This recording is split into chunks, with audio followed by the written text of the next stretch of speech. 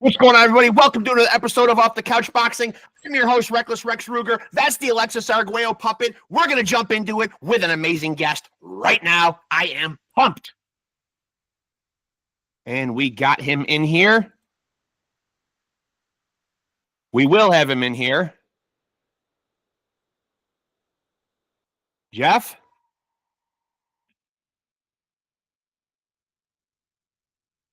There he is. Do I have you, sir? I can't hear you. You got to turn your microphone on. Can you hear me now? I can hear you. Yes. Absolute honor. Okay. Thank you for doing this. It's a real honor having somebody from the prestigious Mayweather boxing family, man. Thank you for doing this, really. All right. Thank you. Yeah, hey, listen, first of all, man, lots of big news happening today. It seems like our Saudi Arabia card is falling apart on us. Yeah. What is going on over there? What are they putting in the water over there, Uncle Jeff? I don't know. What's going on? We're losing Kid Austin. We just lost Daniel Dubois. Yeah, that's two big fights. Yeah, but the big man has come to save the day. Martin Bakole has stepped in. Oh, okay. And is now going to fight Joseph Parker, man. And obviously they found a replacement for Shakur as well. So the show will go on, I guess. But, you know, one thing I want to ask you, man, I've seen from following you on Facebook, man, I love the fact that I'm 52 years old as well. You know what I mean? Life just gets shorter and shorter on us. I love the fact that you and your brother Floyd are spending more time with each other and realizing, man, that you know that you only have so many years. I mean, I can't believe we're coming up on 5 years that we've lost Roger. Crazy. Yeah. So I try to spend as much quality time as I can with him now. Yeah. And and vice versa, because I mean, we're not getting no younger. And we got to try to make the best of the time that we have here. And now, how are you guys? Obviously, how are you guys like health wise? How is Floyd Sr? He's in great physical health. Yeah, but his memory is pretty bad. Yeah. And so, being that his memory is bad, it's kind of like, he only knows certain people that are around him. You almost have to be in his circle for quite some time for him to even realize who you are. Right. And so that's kind of tough.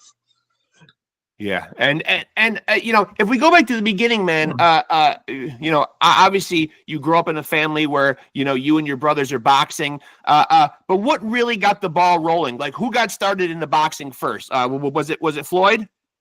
Yeah. And so would you say that? You got into boxing by watching your brothers? Well, I got into boxing different than everybody else. Basically, I got into boxing more so because me and Roger was so close growing up. Yeah. And wherever I was like his shadow, because I was a little bit younger than him, but right. Me and him did almost everything together. So basically, I followed him everywhere, and I followed him into the boxing gym. And so basically, he just said that if you're going to be here, you need to learn how to fight. Yeah. And I mean, I never had intentions of trying to box or anything like that. It just seemed like it happened, and I did okay at it. So I guess I stuck with it a little bit more. And so, besides following around Roger, were you actively watching a lot of boxers? And aside from your brother, were there other guys that you were looking at as kind of like your idols? You know, we grew up with sports idols or whatever. Were there guys that were in the boxing ring that were doing it that you kind of looked up to? To be honest, I didn't really look up too much to anyone other than Muhammad Ali, like almost everybody. Yeah. But I mean, no, because it was more about me and my brother's friendship and us being together and the things that we were doing. So it wasn't really about boxing to me. Right. it was just about our relationship that we had, and it was was a just so bonding close. thing. Yeah, and so basically, like I said, I mean, and then Roger had he had moved to Vegas, and didn't take him long to become world champion. I mean, he became world champion, I think, in his 13th or 14th fight. Yeah. And so it's so funny that I was graduating from college, and he gave me a call when I was walking across the stage, and he said, and I didn't, of course, I couldn't answer my phone, but yeah, good timing, Roger. Yeah. So I couldn't answer my phone, but when I answered my phone, basically the first thing came out of his mouth was, "You want to come to Vegas?" And I said, "Yeah." But when I came to Vegas, everything was already pre-set up for me, right, to live in Vegas and to box. So I mean, when I got here, the first thing he said was, because this time he had already won world titles and things, and so he said, in front of his house he had like about 4 cars, and he said, "Which one of these cars you want?" And so I picked a car, and then he said, "Okay." And then he said, "Now," he said, you gotta learn your way around Vegas." He said, "I'm not gonna take you nowhere." And so basically, I just basically was driving, and I kind of learned Vegas is kind of easy to learn. yeah, You know, I mean, because there's so many lights and things like that right. direct you to one direction, and so on and so forth. And so basically, I did that for a while, and then and so and I told him, I said, I'm not here to stay. I had just got done graduating from college, so I'm thinking to myself like, well, if I do this, maybe I should do this boxing thing while I'm still young enough, and Yeah, see if I can do it, and not lie to myself by saying that, I can beat this guy, and right. without ever really giving it a chance or even putting myself in that position to do it.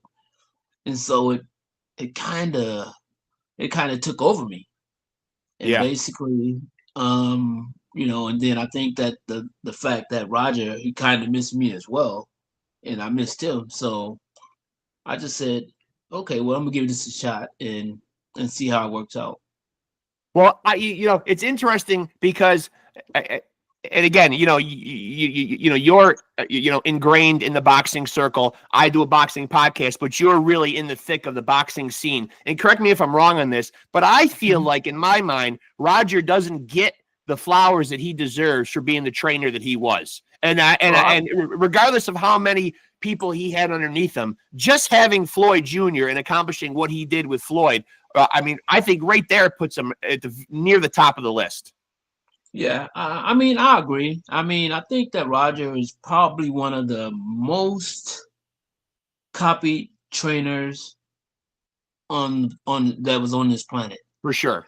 I mean, I've never seen so many trainers try to train the exact same way. Yeah. That Roger did. Yeah. Of course, you got to realize you can't do it the way he did, because not everybody has a Floyd, though, either. that much is true. That helps. That helps a lot. Yeah, that helps a lot. Now, I always enjoy the videos that you do on the Mayweather YouTube channel, where you go around and ask guys around the gym predictions on upcoming fights or whatever. So I want to ask you some topical stuff about the boxing world right now. So many guys go on social media, and everybody wants to be, quote unquote, the face of boxing. Who out there is that guy right now? I mean, it seems like it could be Crawford, it could be Tank, but it seems like it's Canelo. Still Canelo. It's still Canelo because everyone's still trying to get a fight with Canelo. Chasing him. Yeah, sure. Yeah, they're chasing him. So I mean, if he's the one being chased and he's the one that's demanding, how much he's gonna make, I would say he's the number one guy. Well, I've had a lot of guys on here that I've posed the question to about, about Tank's potential move up to 168 to challenge Canelo. And a lot of guys have said if there's anybody in the sport right now that could pull it off, Bud would be the guy. What do you think his chances are? It's gonna be tough. It's quite a jump. Yeah, that's a big jump. But I mean, if anyone can do it, it would be Crawford. Yeah. I mean his skills will allow him to be competitive in the fight. Yeah. But the one thing is this: he hasn't been hit by a person that's 168 pounds. Right. Well, not just the 168 pounder, but a good one, a guy that is a really, really good fighter as well. But I think a lot of it is going to depend on the first clean shot he get hit with. Yeah. And how he handles it. Yeah. Yeah, and how he handles that. And if he handles it well, he has a great chance of winning. Yeah. If he get hit and he has to go on and get on his bicycle, I don't think he'll win. And go ahead. No, I'm just saying, I think that he definitely has the skills to win. And it will be a great accomplishment. But like I said, I mean, getting hit at 168 pounds, and I mean, it's not the same. Even with your sparring, you can go get some 168 pounders, right, for sparring partners, but they don't have the same skill set as Canelo. Right. So and I would imagine once you're on that big stage and you're under those lights, man, I mean, that's not sparring anymore. It's the real thing, Right. And so there's so many great fighters out there, right now. But throw me out a couple of names of guys that you will get in front of the TV and watch no matter what. Who are some guys right now doing it that's must see TV for Jeff Mayweather? Guys that you want to say, hey, if he's fighting, I'm watching. Really, the top three guys that I just named: Tank, Crawford, and Canelo. Those are guys where I might have a date with someone. I might say, I gotta watch this fight. Sorry, honey, not tonight. Yeah. and the 135-pound division seems like it's just jam-packed with talent, man. But and maybe this is something you can expound on a little bit more. Obviously, people love to, especially casual fans, they love to turn out. They love to see big punching. They love to see knockouts. But I think sometimes what a guy like Shakur Stevenson does is often high-level boxing that doesn't get appreciated. But it seems like, that style of boxing really gets shit on a lot. You know what I mean? Where people don't appreciate it. That's true. I mean, the knockout has always been, I mean, what brings fans. Yeah. And of course, the difference between Shakur and Tank is Shakur could be beating Tank for 11 rounds. Right. And it would only take Tank one punch, right, to change the outcome of that fight. Yeah. So he has to fight a perfect fight to beat a Gervonta Davis. Yeah. But I think that, I think that'll be a great fight as well. But it's just that Tank has something that Shakur just doesn't have. He doesn't have it, and like I said, he would have to fight almost a perfect fight to win that fight. Yeah. So Let me ask you your opinion on, whether or not you think it's good or bad for boxing, these Jake Paul spectacles that get put on. Ultimately, do you like these? I know they bring eyes to the sport, but are you a fan of them yourself? I won't say I'm not a fan, and I look a little further beyond just what Jake Paul is doing, and I look what he does as a person, as well. And I think he's doing great for women's boxing. Yeah. I think that he's doing what he's doing. I mean, he took it on under his own initiative to make sure these women get paid, more money than they ever did in their life. And I think that, and I take my hat off to him for that. And I think that, that's a part of Jake that not everyone sees, and they don't see that as, they don't look beyond the fact of him being a YouTuber, just calling out fighters and things like that. Right. Right. So I take my hat off to him. But I mean, now when it comes to the boxing part of it, I mean, he really hasn't fought anyone of any real notoriety to be calling out Canelo, to be calling out, all these big names. He hasn't done anything. I mean, what it is that, of course, he can generate capital. Sure. For that fight, for a fight like that to happen. But I mean, skill wise, I don't think that he's in the same league.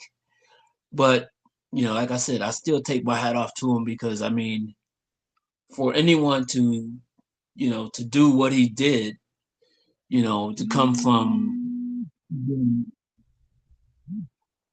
just coming from being a YouTuber and to being able to, put his, he still took a lot of risks. Yeah, sure. I mean, because I mean, he's a guy that at the time when he started, he didn't really have no fight, so no one knows if he was good or if he was bad. But yeah, I mean, and over time, I think he's become a decent fighter. I mean, for God's sakes, the guy climbed in the ring a few weeks ago with Mike Tyson, for God's sake. So he's come a long way. Yeah, that comes a long way, but that fight it didn't look legit to me. Broke my heart. I know. It just didn't look like the same. I didn't know what was going on, but that's not the Mike that I remember from my childhood. And I realize he's aged, but when we did see the training videos leading up to it, Mike looked great. And then all of a sudden he got in there on the night and didn't look so great. Yeah, it seemed like, I mean, it seemed like at certain points there were openings that were seen. Yep. Even was shown on tape. Mm-hmm. That Mike Tyson didn't take advantage of, and and basically, and I mean, I'm not in the ring, so I can't say that's what he should have did or what he shouldn't have done. But the thing is that basically, just like you said, I mean, leading up to the fight, Mike Tyson looked just like Mike Tyson, of old. Yeah, sure did. Even because one thing about boxing is that even when you age, you're still able to do some of the things that you were able to do, especially when you're a puncher. The muscle memory's still there. Yeah. Yeah. And I mean, and Tyson, and I mean, in watching him hitting the bags and things like that, I mean, his speed was there, his power was there, and but on that night of the fight, nothing was there. Yeah, I know. Ruined my childhood, man. I'm like, hey, that's not the Mike Tyson I remember, for God's sake. It really did, in a way, break my heart, though, because, I do remember the ferocious Mike Tyson from the 80s and the 90s. You know what I mean? Right. I mean, I know time catches up with all of us, but I mean, it's just one of those things that it's hard to watch it happen, though, Yes. And now what about Turkey Al Sheikh and Saudi Arabia becoming big players in the boxing world? I mean, Turkey has even spoken about trying to get away with the alphabet organizations, bring boxing under one umbrella, try to buy all the federations out. We're seeing all the big fights are headed overseas to Saudi Arabia now. Do you ultimately like this direction? I like it for the fighters. Yeah. I mean, I like it for the fighters. I don't like the just one person becoming a world champion. That part I don't like. Yeah. Because I mean, I think there's too many good fighters out there, and great fighters that should be champion of the world. Yeah. And if you have just one person that's a champion of the world, and that, I mean, it's going to take a long time to find out who are the other good fighters out here. Right. Because, I mean, that takes a long time for a guy just to fight one person, and then how many times are you going to fight a year? Right. Right. That's a long time to wait for somebody else to become a world champion. Yeah. Yeah. That part I don't like. The way that he's paying these guys, I love it. I mean, I think that it's great somebody finally came along to boxing and are paying these guys what they're worth, because I mean, boxing is a very, very dangerous sport, and you can lose your life in this sport. Yeah. I'm glad you brought that up, because there was recently an article that I read online here just in the last couple of days where the WBA, and I don't know if everybody else will follow suit, but the WBA was flirting with the idea of, at least for title fights or undisputed fights, going back to 15 rounds. What's your opinion on that? No way. Bad idea? No way. I don't. No, I think it's a bad idea. I mean, the one thing is that, I mean, boxing is brutal. Sure. And I mean, and no matter if you in boxing or you just watching boxing is brutal. And I mean, I think that when you're in there and you're taking shots to the head, even for 10 rounds or 12 rounds is more than enough. Yeah.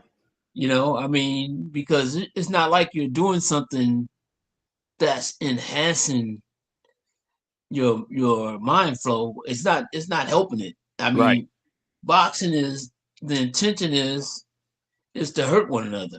Yeah. And basically that's what happens. I mean, that's why you have a lot of guys that when they leave boxing, they're not the same. Yeah. They're a shell of themselves. And I mean, and that's because of the punches that they have hitting them upside their head. Yeah. Yeah. And I don't think 15 rounds is good. I mean, to be honest, 12, I mean, is a whole lot better than 15. Yeah. It's another whole 9 minutes of getting punched. It's a lot, though. It doesn't sound like a lot, but when you're in that ring, it's a lot. Yeah, it's a lot. It's definitely a lot. So let me ask you this. There's always, in every sport, there's always that talk where you hear the word GOAT thrown around. Greatest of all time in this sport, in that sport. Certainly your nephew is certainly in the conversation. Where would you put Floyd Jr.? Top 5, top 3, very top? I mean, to be honest, I mean, as far as what he did in boxing, I put him number 1. Yeah. I mean, don't get me wrong. I mean, there are other champions that did better, in a sense, because of, for instance, like Muhammad Ali, because he was an activist. Yeah. He wasn't just a fighter. Right. Great point. Absolutely. No, he wasn't just a fighter. So basically, I mean, you have to give him his credit. And I mean, I just think that when you talk, if you're talking just about boxing, Floyd is number 1. Yeah. Also amazing what he did on the business side of it too, man. He was able to fuse together being a boxer and a businessman, I think, better than anybody. Yeah. No doubt about it. You know what I mean? Like, I mean, you know, he certainly set the precedent for being a boxer / businessman and doing smart business throughout his career and getting lucrative purses and just, I mean, I mean, his resume alone is just incredible. Yeah. So he's number one. Yeah, I mean, We're not even going to argue about that. When it comes to boxing, when you're talking about boxing alone, yeah, yes, he's definitely number one, I think. And now that being said, after his actual professional career ended, you know, with his last sanctioned bout against Conor McGregor, he has done some exhibition bouts. But I did see an article the other day, and I don't know how serious it was. If Floyd had made statements about coming back, or if the author of the article was saying at 47 years old, could Floyd come back and be any kind of a force in today's welterweight division? Could he? I mean, I think if he pushed himself hard enough, yeah, maybe so. But I think that with all the, like you said, all the other things that he got going on, yeah, it's senseless. it is. It makes no sense. I mean, that's just people, you know, agitating that and probably want to see it. And to be honest, most people that are probably agitating it are people that want to see him get beat. Right. Good point. Yeah. Good point. yeah. And so for you now, you know, catch people up to speed a little bit on like you know what you're doing in your life after boxing. I mentioned a little bit that you're training or whatever. I shared your post that you are, if I'm not mistaken, doing in-person training, but also doing virtual online training as well. Yes. Okay. Yes, definitely. I mean, that's kind of what I'm doing now. I mean, training a few young guys that loves boxing. So if they love it, I love it even more. So yeah. And trying to and the most important part of boxing to me has always been able to train someone more so than being in the ring. Yeah. I was one of those people that, I mean, I was fortunate enough to win a title, but I still liked helping people more than I liked being in the ring or accomplishing something in the ring. Yeah. You know, I'd rather be helping someone. You're not craving the spotlight. You're not craving the spotlight. Yeah. Right. You'd rather see you'd rather see somebody else shining and know that you helped them get there. Right. Yeah. So if people are interested, obviously if they're in the Vegas area, they can come find you in person. How do people go about the online thing? Well, basically, all you gotta do is go to the site and pick a date. They want to work with me, and I'll be there. I'll be there to work with them. Okay, that sounds great, man. And the boxers that you're working with now, you know, who are you working with in person? Are these fighters that want to pursue it on a professional level, or are these just people that want to be trained by you and just work out? It's a little bit of both. Both, yeah. And I recently got calls from various people that want me to train them. And actually one kid is ranked number 1 in the country, and his mom reached out to me and she wants me to train him, and I'm looking forward to that, and continuing to help, you know, these young fighters, you know, hopefully fulfill their dreams. If a young fighter comes up to you in the gym and wants to pick your brain for some wisdom, man, you know, what would be the thing that you would tell a young fighter if they asked you for your best piece of advice on having embarking on a boxing career? Well, I mean, the first thing I would ask them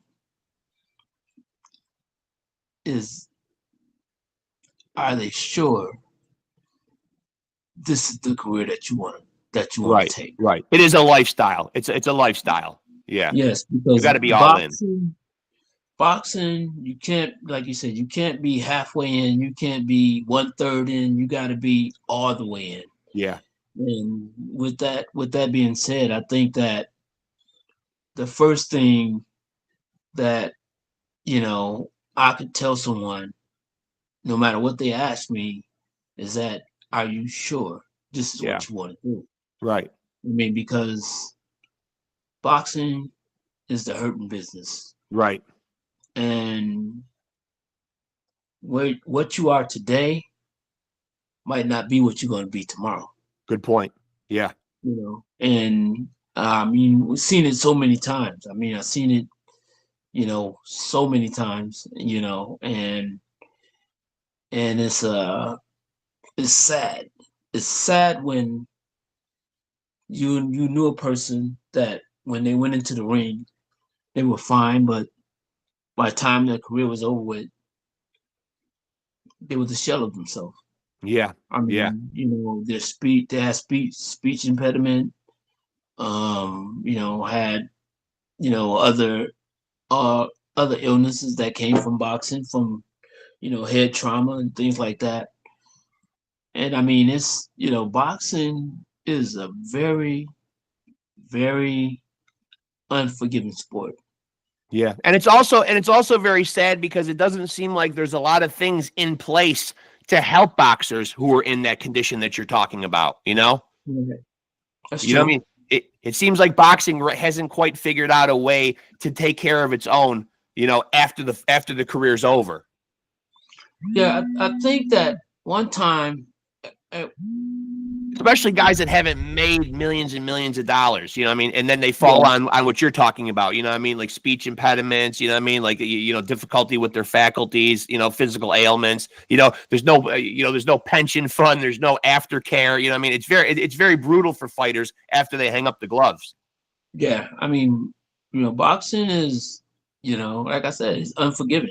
And I mean, you know, and I mean, fortunately, you know, there's some guys that come out, I mean, and, you know, have a great career and are still, you know, 100%, you know, themselves. Yeah. You know, but, and then, you know, one thing with boxing also, I mean, it's not like working a job where you have a pension, where you have anything to fall back on. Right. Yeah. You know, so I mean, it's tough. It's a tough sport. And now, now in true Jeff Mayweather fashion, I will do to you what you do to guys around the gym, because the big fight coming up Saturday, the main event is Beterbiev and Bivol going at it one more time. I will pose the question to you, Mr. Mayweather: Beterbiev or Bivol, who comes out on top Saturday? This is usually what you would do to people around the gym. Now we'll see how well your prediction ages. Now remember, this is the internet, Jeff. This is forever. Okay. Well, no pressure. To be honest, I thought Bivol won the first fight. Very close. Yeah, no argument. Could have gone either way. Yeah. Yeah, I thought he won the first fight, and I think that he'll win the rematch. To me, I just think that he's a little bit better. He's a little bit better than, what's his name? Beterbiev? Yeah, Beterbiev. Yeah. Yeah, that's so yeah, I think I'll take Bivol. Yeah. Okay. Well, we're gonna see how well this ages, Mr. Mayweather. We're gonna see. No pressure, of course, but hey, listen, I know you're busy, man. I appreciate just being able to spend, 30 minutes with you. I just asked that please keep in touch, man. You're a great guest. I'd love to have you back on again, man. Okay. I did go share your post on Facebook. So anybody that's out there that's that wants to learn the Mayweather style from the legendary Mayweathers, they can. Yeah. Yeah. That's true. Jeff Mayweather is out there and he's ready to train you right now. Yes, right now. Either in person, well, not right now, but because he's in the middle of an interview, for God's sakes, but he will train you at some point in person or over your computer. So you don't even got to leave your living room, right? You can learn right there in the comfort of your own home. Yep. No freaking excuses. That's true. Yeah. It's an honor, sir. Really, it is, man. And please, I know I don't know him, man, but please give my best to Floyd Sr., man. Okay. You guys are such an important part, such a storied and historical part of the boxing world. The Mayweather name is just so synonymous with boxing, man. It's an absolute honor to have you on, man, and share a few minutes with you. Yeah, thank you so much, man, and best of luck with the training and everything going forward. And we'll definitely talk again. Okay. All right. Thank you, Jeff. Appreciate you, buddy. Okay. Bye. All right, later. There he goes, folks. Part of the legendary Mayweather boxing family, and I'm losing my voice right now. The incredible Jeff Mayweather, of course, former IBO super featherweight champion in 94, 95. And what else can I possibly say, man? I mean, come on, when you're part of the Mayweather family, I don't got to say a lot, man. Just the Mayweather name right there, man. You know that you're dealing with people that have boxing ingrained in them. From Floyd Sr. to, of course, the late, great Black Mamba himself, Roger, to, of course, Floyd Jr., and, of course, the great Jeff Mayweather. An absolute honor to have them on, man, and or have Jeff on, I should say. And you can go to Jeff's website, which I did share the link on the Off the Couch Boxing Facebook page, where you too can learn from the amazing Jeff Mayweather, who will train you in person, should you be in the Vegas area, or will do virtual online training with you. That's right, virtual online training. You can have Jeff Mayweather as your personal coach via exactly what I'm doing right here.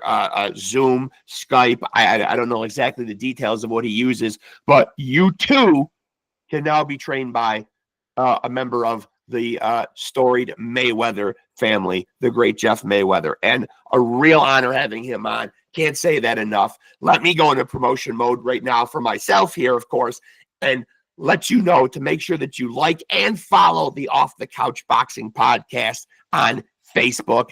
And of course, if you're here on the channel, congrats to you. You have come to the right place for the most amazing and real conversations anywhere on the planet when it comes to boxing, of course. Legends, luminaries, champions, and rising stars in the sport right now. And of course, Mr. Mayweather falls into the legends and luminaries part and the champions part, former champion. So you will get it all right here. Your boy Reckless Rexx will deliver, as always, with the Alexis Arguello puppet back there, doing absolutely nothing but watching my back, which is super important, man, in today's world. A lot of snakes out there, man. Alexis always got my back. With that being said, of course, make sure to like, subscribe, smash that notification button up there to stay tapped in to the Off the Couch Boxing YouTube channel. And always remember, and again, let me thank the great Jeff Mayweather one more time for being on here. And let me remind you all of the most important credo out there. And that is, if you want to be a champion, not only do you need to look up Jeff Mayweather and train with him, but you also have to roll with me, Reckless Rexx Ruger. So always make sure that you are rolling with the champ.